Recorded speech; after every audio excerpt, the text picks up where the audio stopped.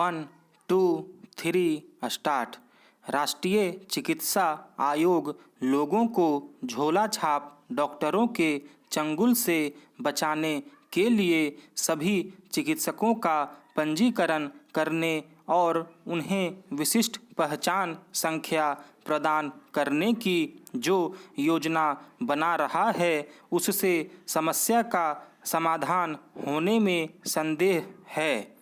एक तो यह स्पष्ट नहीं कि राष्ट्रीय चिकित्सा आयोग की इस पहल से झोला छाप डॉक्टरों पर लगाम कैसे लगेगी और दूसरे इसकी अनदेखी नहीं की जा सकती कि अतीत में केंद्र सरकार और विभिन्न राज्य सरकारों की ओर से ऐसे डॉक्टरों पर नियंत्रण पाने के जो जतन किए गए वे कारगर साबित नहीं हुए। झोला छाप डॉक्टर पहले की तरह सक्रिय हैं। वे न केवल ग्रामीण और अर्ध शहरी इलाकों बल्कि शहरी क्षेत्रों में भी दिखाई देते हैं। किसी के लिए भी यह समझना कठिन है पर कोई रोक क्यों नहीं लग पा रही है। जब कहीं उनके खिलाफ कोई अभियान छिड़ता है तो उसका प्रभाव कुछ ही समय तक दिखाई देता है। अभियान खत्म होते ही अकुशल और अप्रशिक्षित डॉक्टर अपनी गतिविधि में संलग्न हो जाते हैं। इसका कारण केवल यही है कि उन पर प्रभावी नियंत्रण की कोई व्यवस्था नहीं, बल्कि यह भी है कि निर्धन आबादी के एक तबके के पास उनकी सेवाएं लेने के अतिरिक्त और कोई उपाय नहीं। कई बार निर्धन व्यक्ति झोला छाप डॉक्टर के पास इसलिए भी जाता है क्योंकि सरकारी स्वास्थ्य केंद्र उसकी पहुंच से बाहर होता है और निजी चिकित्सकों की महंगी फीस देना उसके लिए संभव नहीं होता। स्पष्ट है कि उन कारणों की तह तक जाने की जरूरत है जिनके चलते झोला छाप डॉक्टर फल फूल रहे हैं और लोगों का उपचार करने के नाम पर उनके स्वास्थ्य और जीवन से खिलवाड़ कर रहे हैं। प्रायः उनका उपचार लोगों के लिए घातक साबित होता है क्योंकि वे कई बार ऑपरेशन तक कर देते हैं।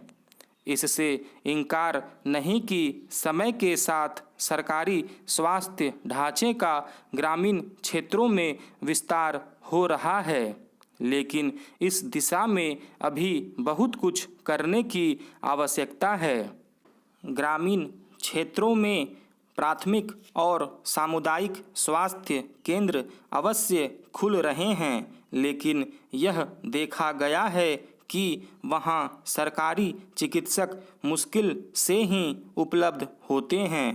समस्या केवल ग्रामीण क्षेत्रों में ही डॉक्टरों की कमी की नहीं है।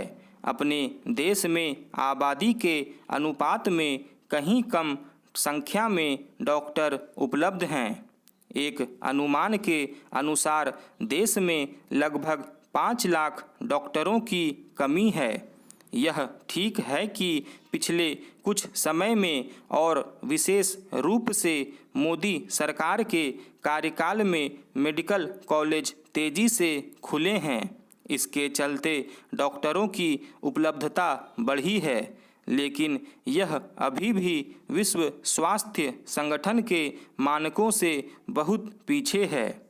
यदि केंद्र और राज्य सरकारें झोला छाप डॉक्टरों की सक्रियता को समाप्त करना चाहती हैं तो उन्हें सरकारी स्वास्थ्य ढांचे को सुदृढ़ करने और उसे आम लोगों के लिए सहज सुलभ कराने पर विशेष ध्यान देना होगा।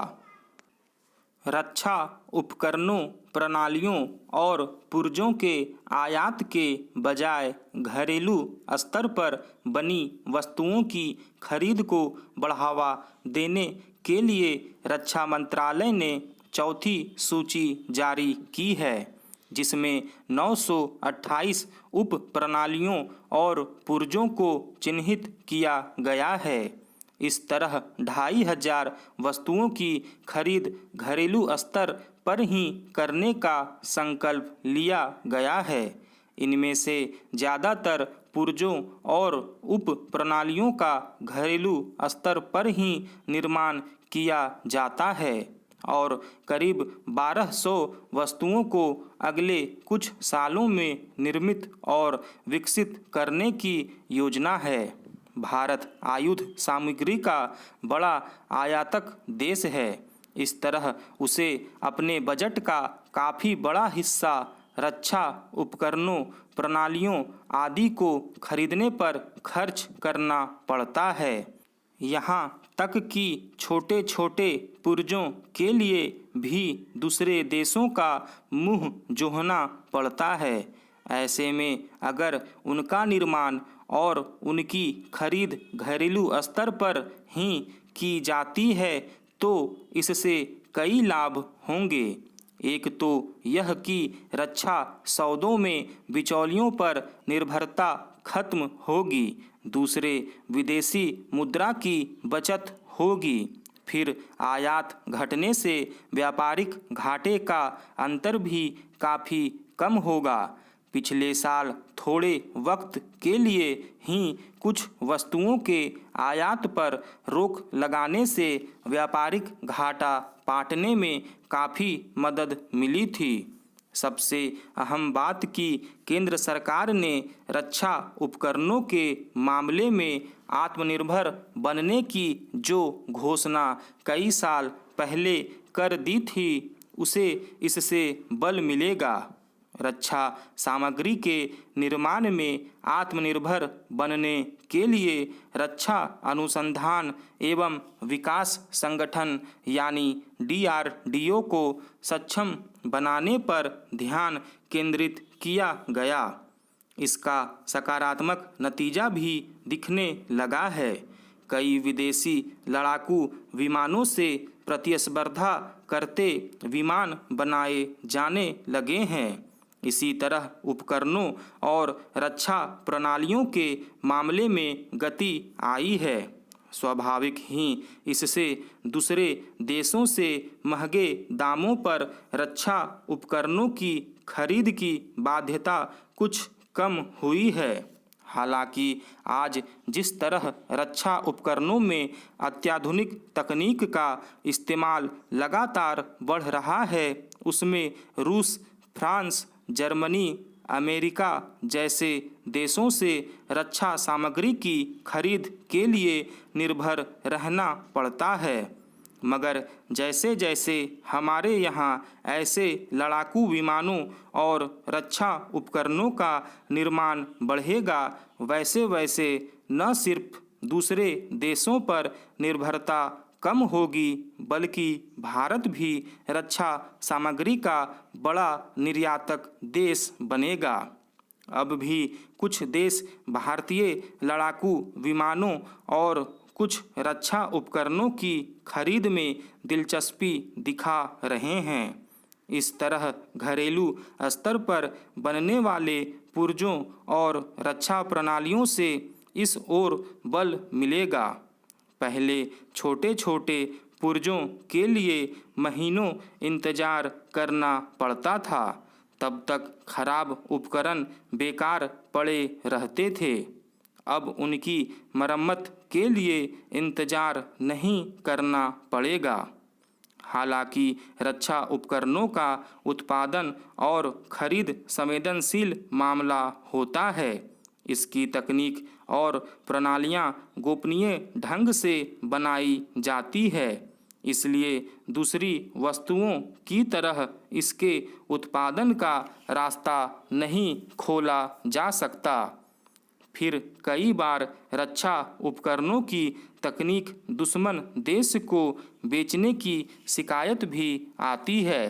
इसलिए DRDO की सुरक्षा को भी चाक चौबंद रखना बड़ी चुनौती है। मगर घरेलू स्तर पर जिन छोटे कलपुर्जों और उप प्रणालियों को प्रोत्साहन देने का संकल्प लिया गया है उसमें इस तरह का खतरा नहीं होता। उनमें से बहुत सारी चीज़ें पहले से हमारे यहाँ बन रही है। अब सेना के लिए उनकी खरीद को मंजूरी मिल जाने से निसंदेह उनके उत्पाद में न केवल वृद्धि होगी बल्कि उनकी तकनीक भी उन्नत होती जाएगी। स्टॉप।